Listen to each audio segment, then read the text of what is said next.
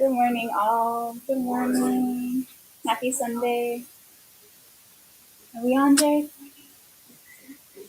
All right. Well, good morning and happy Sunday. Welcome to all joining us online. Whether you're joining us live or later in your week or month or on YouTube later in the year, we're so happy to share this space with you.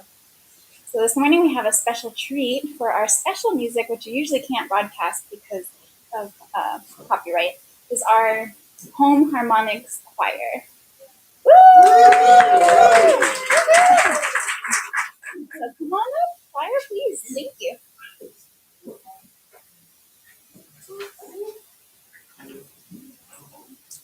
Come on, hush, hush.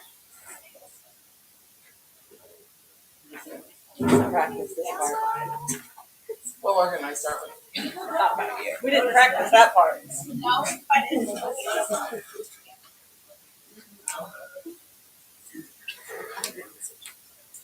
And we are actually having Madge drum for us today. Madge is going to join us.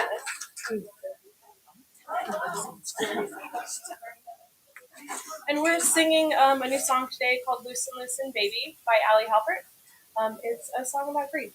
So everybody loosen up.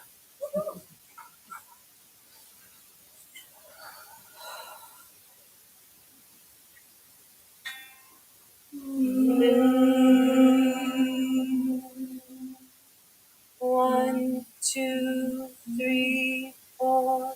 Loosen, loosen, baby. You don't have to carry the weight of the world in your muscles and bones. Let go, let go, let go. Loosen, loosen, baby. You don't have to carry the weight of the world in your muscles and bones. Let go, let go, let go. Holy breath and holy name. Will you ease this pain? Holy breath and holy name. Will you ease this pain? Holy baby and holy Mary, the weight of the world in your muscles, and will you ease this pain? Holy baby and holy Mary, the weight of the world in your muscles, and will you ease this pain? Lucy, baby, and holy Mary, the weight of the world in your muscles, and will you ease this pain? The weight of the world in your muscles, and will you ease this pain? The weight of the world in your muscles, and will you ease this pain?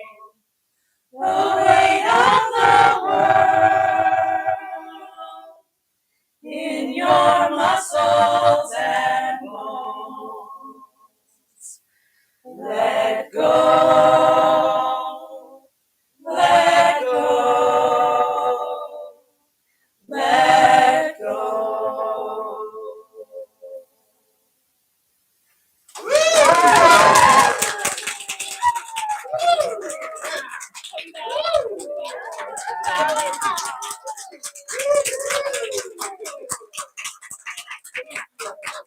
Thank you guys so much. That was the one time we got it perfect. Sorry. That's the one that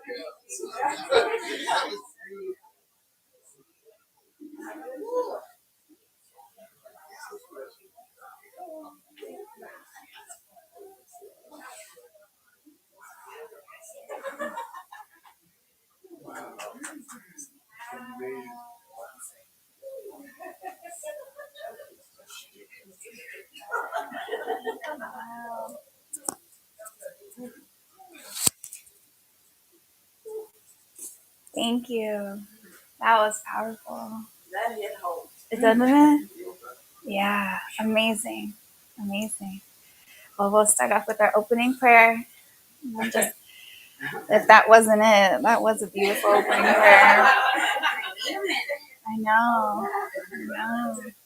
Well, as we follow on that resonance of that beautiful harmony that naturally touches and opens our heart chakra and connects us in this beautiful vibration that is holy, we'll just call in that presence of unconditional love, grace, forgiveness, fresh starts, clean slates, and a new thought and a new feeling to start off our day and our week and this season. And so it is. And we'll have Reverend Connie today with Gaia Earth, our Mother.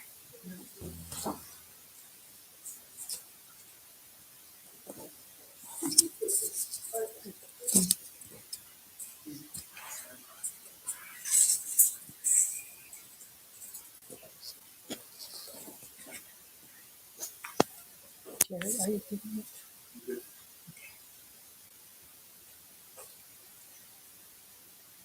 How many of you ever told your mother no? I can remember when I was about 12, my father had remarried and I had a stepmother. And it wasn't that I didn't like my stepmother, but I was 11, and sometimes 11-year-olds, whether they're male or female, can decide they don't really want to take baths and be clean. My mother wanted me to take a bath for some reason. I don't remember why. And I told her, no, I don't want to do this. I don't want to do this. And my father overheard us arguing. Here I am, stark naked, 12 years old. My father comes in and whacks me on the butt and says, you will take a bath. Yes. Sometimes Mother Nature flares up on us, and don't we want to tell her no? We don't want that much rain. We don't want that much heat. Yeah. Another story I'll tell you that has to do with children is my grandson was little, and I don't know, maybe first grade, and they were having to get up and talk about their fathers, what their fathers did for a living. So my grandson gets up and he says, my dad goes in with all this money and a gun, and it goes in the bank. His teacher wondered about that and called my son. My son was a security patrolman with a company that, went around with the money to banks. Okay, let's get down to our subject. We who view ourselves as the children of the Creator God may not recognize ourselves as having a grand and wonderful mother. She is the mother of our home, our planet Earth. However, in the Christian Holy Book, it states that our bodies were created from the mud of the earth. In truth, the word mud could be interpreted as Earth's elements and minerals. Scientists have found mud to be a complex substance that contains the chemicals that are components of the human body. Like the mother who suckles, feeds, and provides for her offspring, Mother Earth does this for her human children. She produces the fruits, the vegetables, the nuts, the seeds, the grains, etc., for her human children's nourishment. These days, we often hear Earth referred to as Gaia. I got to wondering where this term had come from, because this is something that's just come up in the last several years. I don't remember ever hearing Earth referred to as Gaia growing up. So I went to YouTube, where I found a video about the Gaia system.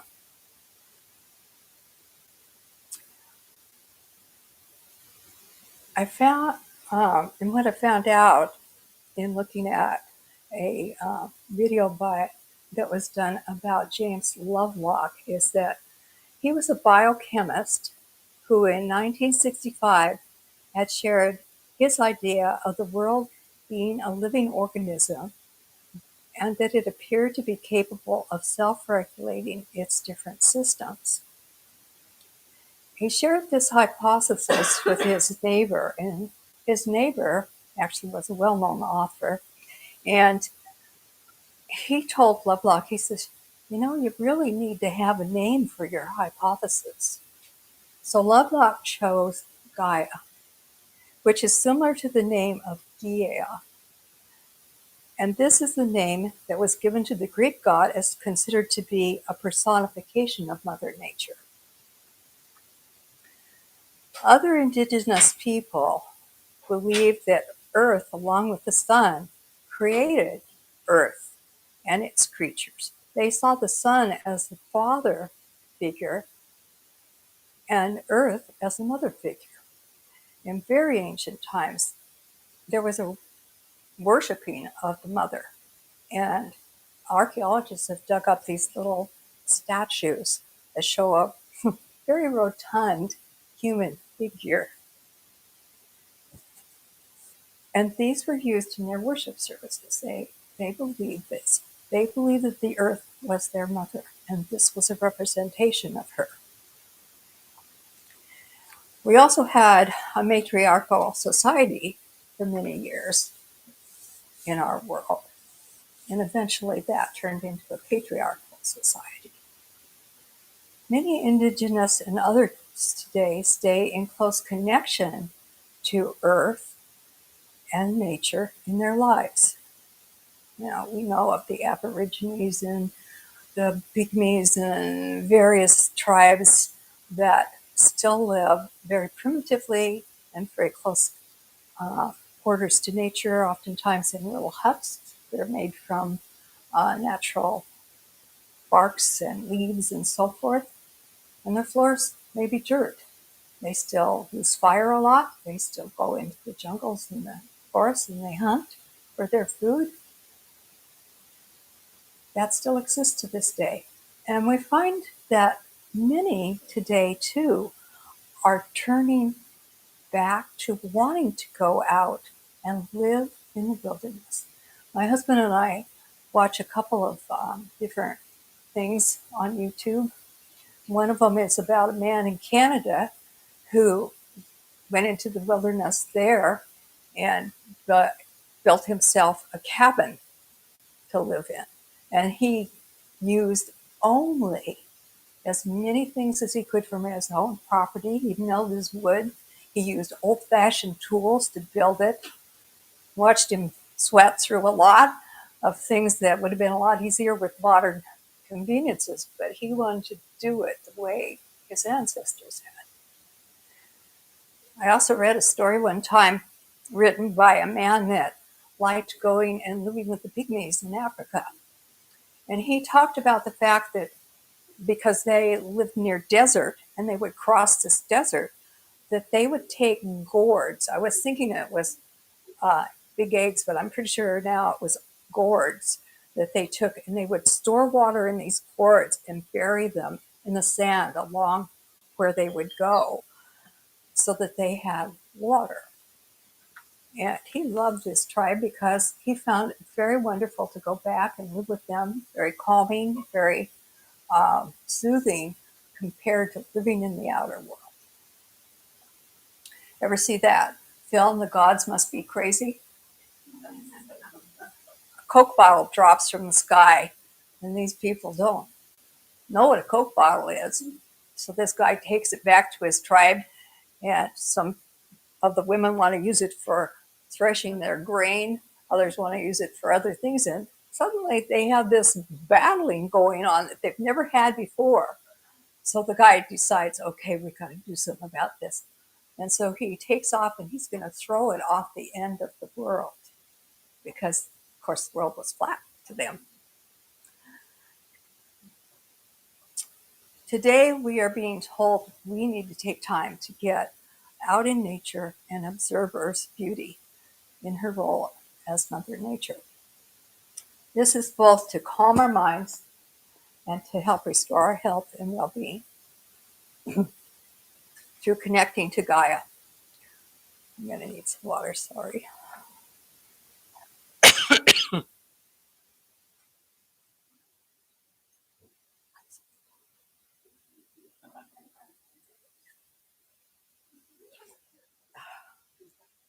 you.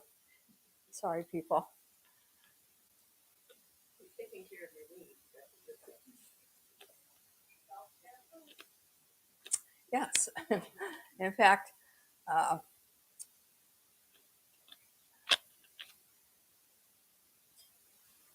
so Mother Nature can help us restore our minds and our health when we connect to Gaia, to that earth presence, that spirit of earth.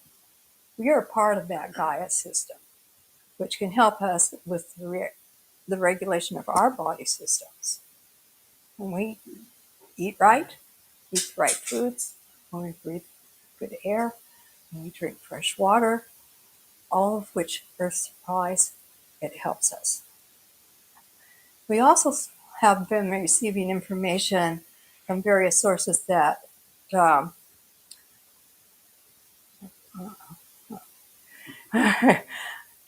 that we need to have vitamin D from the sun. And yet we get a contradictory message that we need to wear sunscreen. So we need to kind of take this information, these advisory statements, and discern what's right for you. One thing we humans can easily do to connect to Earth is known as grounding.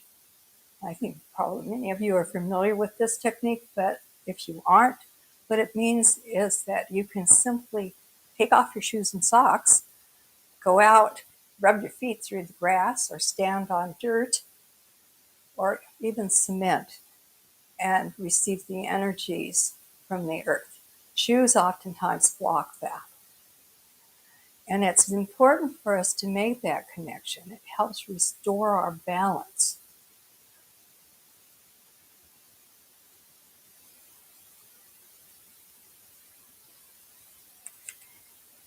I find that whenever I do that, it not only helps me feel physically better, but emotionally better as well.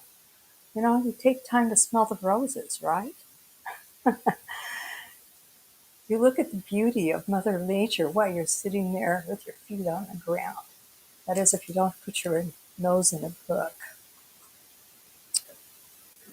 We might wonder if there is evidence that humans are connected with the system Gaia Earth.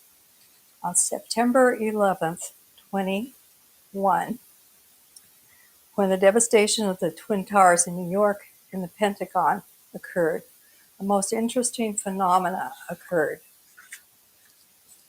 A random numbers generator, an RNG computer that was being used in the Global Consciousness Project being conducted by Princeton University showed that this RNG, the results on that RNG from 30 computers around the world showed an unusual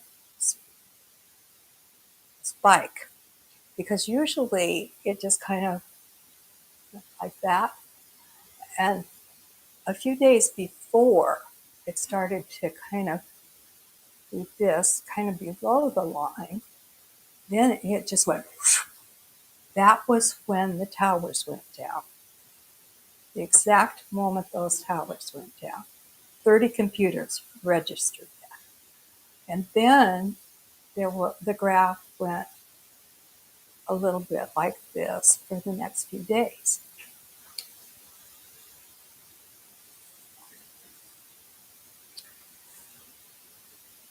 This was believed by those studying this RNG graph to indicate that there may be subconscious awareness of the coming event present in the human population of Gaia. In other words, we react somehow. And there were even some reports by individuals who possessed psychic or conscious awareness of what was to occur. This is a quote from a book, Empowered Care, in which I found this information about this RNG project. And for those of you who knew Reverend Ruth, she was involved in writing this book. When people have strong thoughts and feelings, they change the pattern of the ones and the zeros that show on these generating machines, these NRG computers.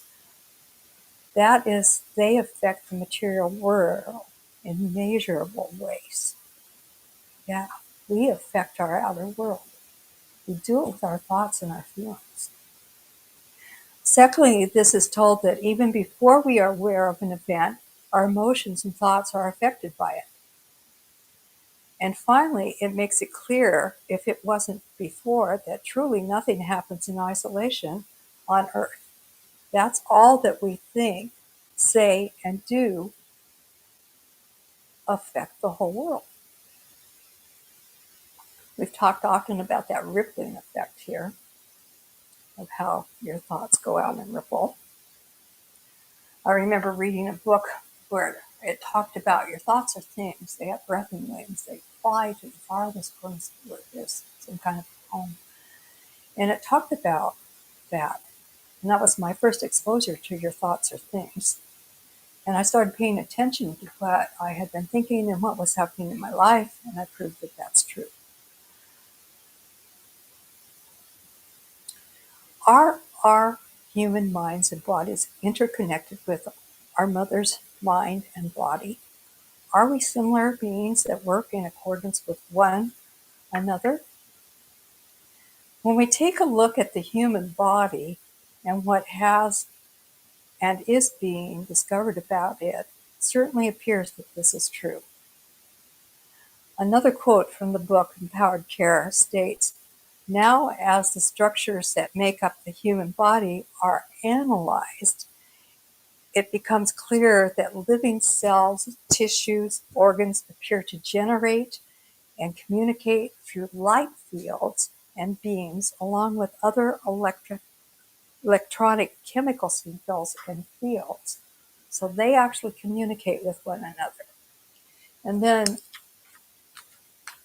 when we look at the work of Bruce Lipton, who was a biochemist, he discovered that the outer covering of a cell worked very much like a computer chip, and that it would be programmed by chemical signals that were carried by the nervous system. When we think, we produce certain chemicals, and these chemicals affect the cells of the body.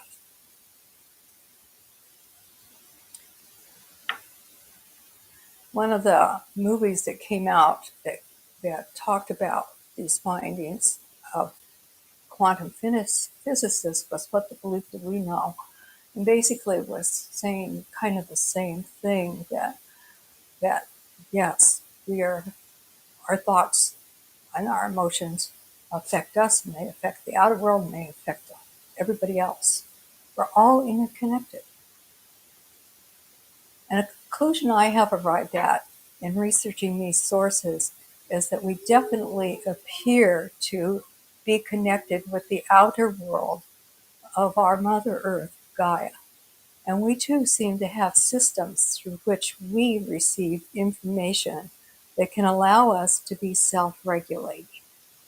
If we choose to become more aware of what we receive at the present subconscious level, we can do a lot more. We have a lot of automatic systems within our body. We have an automatic nervous system.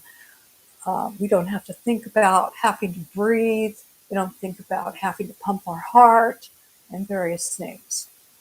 And yet, there are people that have learned to control these various things.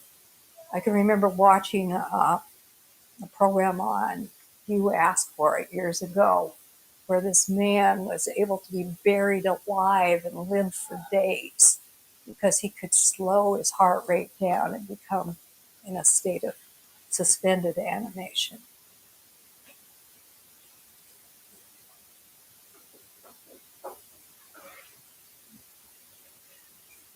To move to another topic that shows us how we can be aware at certain levels of our being of things, let's go to the placebo effect noted in the medical field. In listening to a TED Talk given by Lisa Rakin, MD, She stated the placebo effect has been proven for over 50 years. And yet the medical profession sometimes isn't quite sure whether they want to believe this or not. And she mentioned that the Neotic Foundation's science researchers have put together a database consisting of thousands of cases of spontaneous remission, which you could attribute to this placebo effect. And these people had suffered from all kinds of different diseases, including cancer. And yet, when they went in to get chemotherapy or some other thing, miraculously the tumor disappeared or they didn't need the surgery. So some experiments that were performed, one of which was that they gave, you probably have heard of this, sugar-coated pills to people in place of medicine, and yet those people got the same results as those taking the medicine. And then another one that was really interesting was that they decided how to fake a surgery. And they did this with some people, and the people that had no actual surgery done, they might have, like gave them some stitches or something. I'm not sure exactly how they did this. They recovered just as well as if they had had the surgery. I remember also reading in Reader's Digest a few years back that they did a thing with people who were diabetics that were insulin dependent. And they simply had those people stop and think about why they were taking that injection of insulin and what it was supposed to do for their bodies before they gave themselves their shots. And lo and behold, 10 days later, they didn't need as much insulin. How powerful are our minds to affect our well-being? Yeah. I agree with Dr. Rakin when she said, I believe the human body can heal itself. I've seen it happen. I've done it myself. Sometimes I can, sometimes I can't. Sometimes we need like a key that goes into the lock of what's wrong with us. And that oftentimes is provided by someone else, like a Reiki practitioner or an herbalist.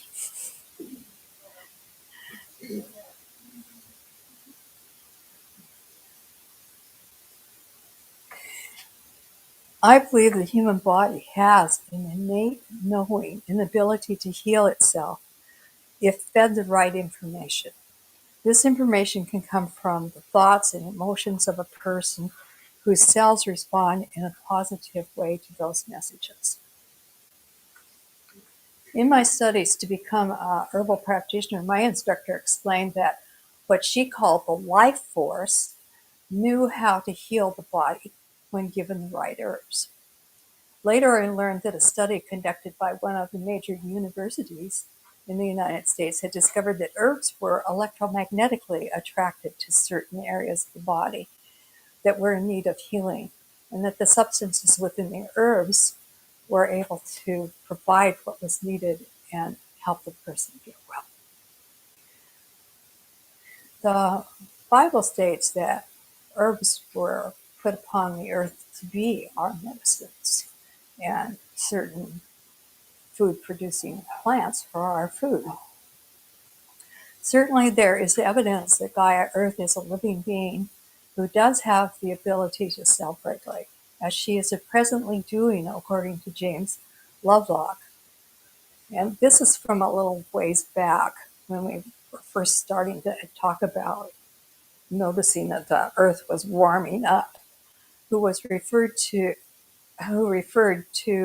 the present higher than normal temperatures that were going on in various places as experiencing Mother Earth regulating herself like having a fever.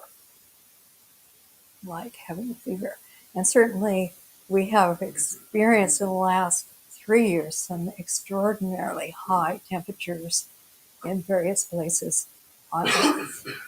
He did say, however, that 55,000 years ago, we had similar thing going on. It was due to a lot of volcano eruption putting carbon dioxide into the atmosphere. Today, we have all these cars and various vehicles. We're burning plastics, all kinds of things that are putting these things into our atmosphere.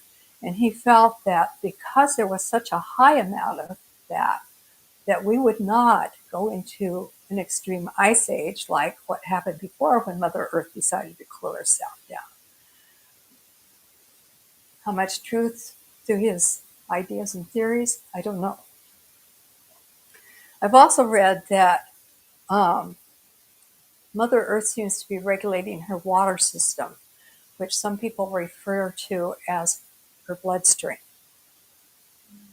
So we see that there are droughts going on and water is moving. In fact, rivers have gone in different directions, and there's evidence that has happened in the past too. So she is self-regulating. They also discovered in studying this idea, some of the scientists, that algae that grows in our oceans emits a gas that goes up. It binds to dust particles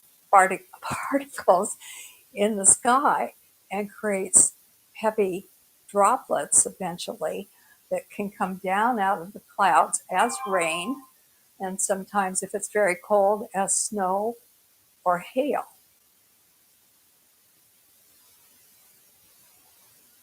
Certainly, we respond to the Earth's events, knowing or subconsciously.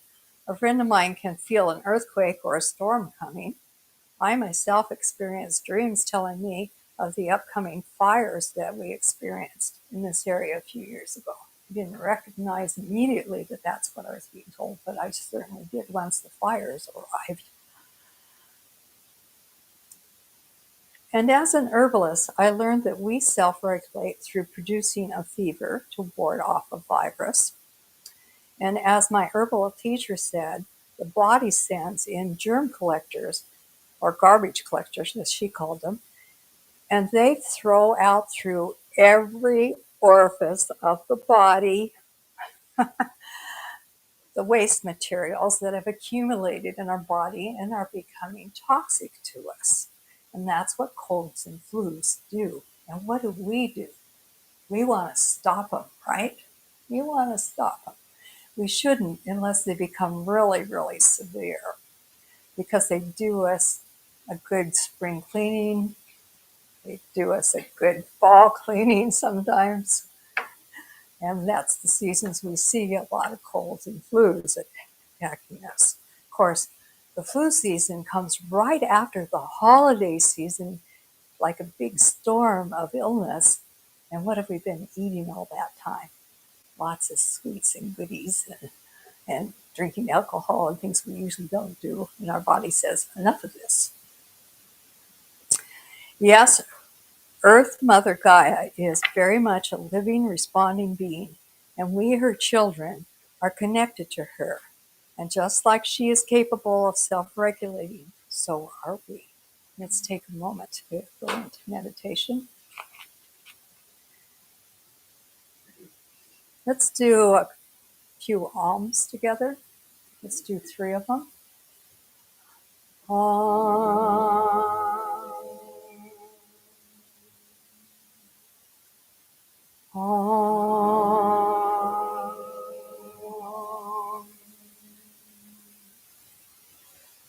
Om.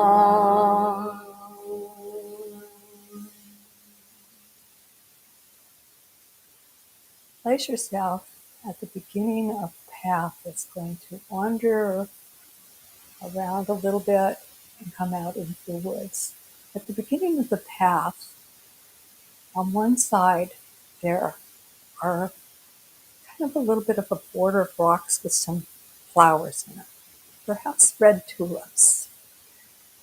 On the other side, there are azalea bushes of bright pink with a big, large rock. As you begin to round the corner, you notice to your left big flowering bushes with white flowers. To your right, beyond the azaleas, a large flowering tree with beautiful white blossoms. And as you continue down the path, there are various flowers on either side and bushes. But then eventually you come out into a woods. You've noticed along the way the beautiful scent of the flowers, and suddenly the pungent smell of pine and fir meets your nose. You look down at your feet. What do you see along this path? Do you see any little creatures?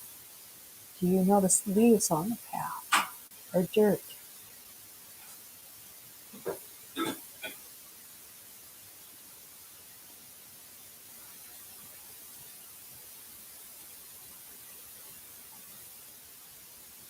Take a moment and be thankful for all that the earth provides for you.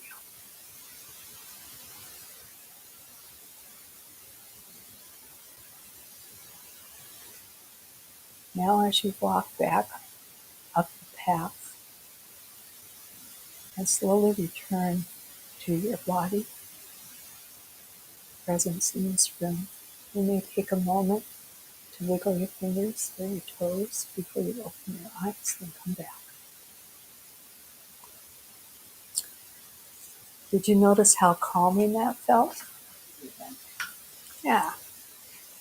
Take time to get in touch with our mother. Let's see, I think next we have our offering. So if you want to take your gift to the home center in your hands, Shelly's going to pass the basket around.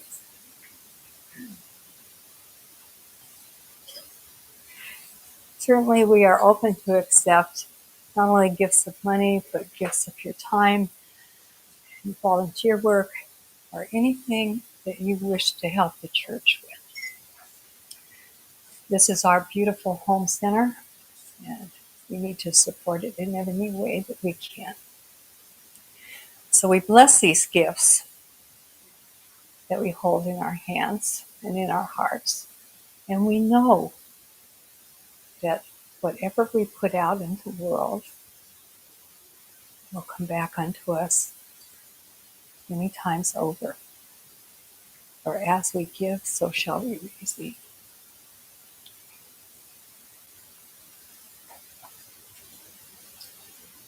I think we move on now to announcements.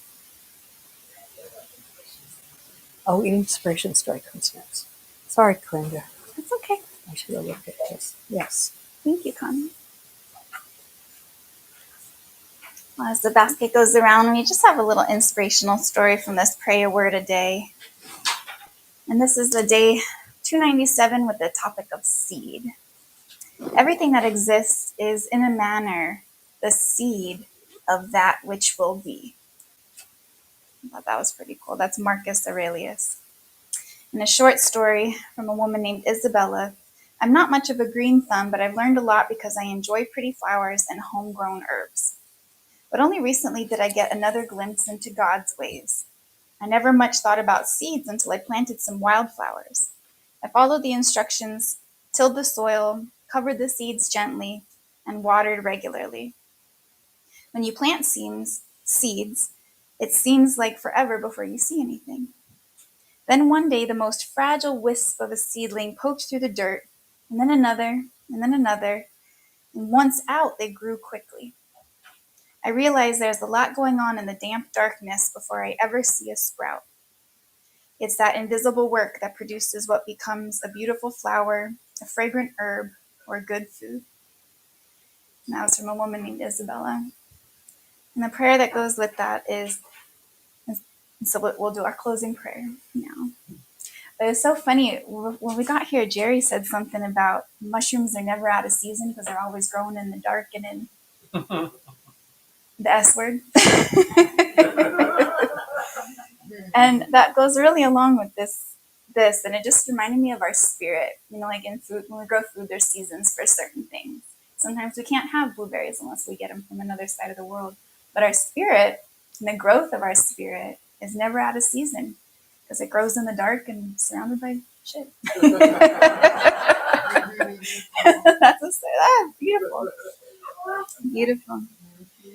And it goes perfectly with our closing prayers. So we'll close our Sunday today with this prayer.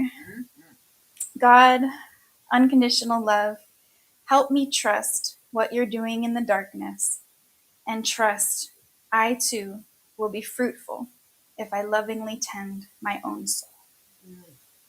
And so it is. Sounds beautiful.